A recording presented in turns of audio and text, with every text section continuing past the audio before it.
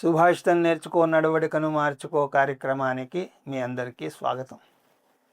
ఈనాటి సుభాషితం అతి తృష్ణాన కర్తవ్యా తృష్ణాం నైవ పరిత్యజేత్ శనైశ్చ భోక్తవ్యం స్వయం విత్తముపార్జితం. ఈ శ్లోకం మానవ జీవితంలో ఆశ అంటే కోరిక, అలాగే శ్రమ, వీటికి మధ్య ఉండవలసినటువంటి సమతుల్యతను ఎంతో అద్భుతంగా వివరిస్తోంది. అతిగా ఆశపడకూడదు, అలాగని చెప్పి ఆశే లేకుండా ఉండకూడదని ఇది హెచ్చరిస్తోంది. జీవితంలో అతిగా ఆశపడడం ప్రమాదకరం. అది మనిషిని తప్పుడు మార్గంలో నడిపిస్తుంది. కానీ అసలు ఆశే లేకపోతే మనిషి సోమరిగా మారి ఏమీ సాధించలేడు.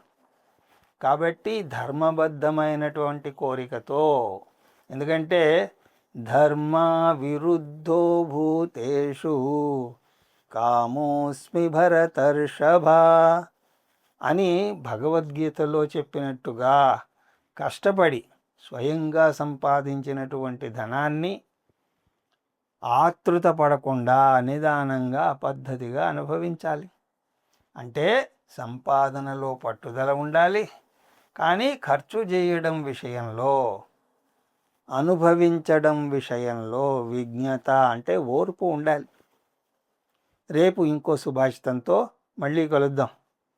హరి ఓం తత్సత్.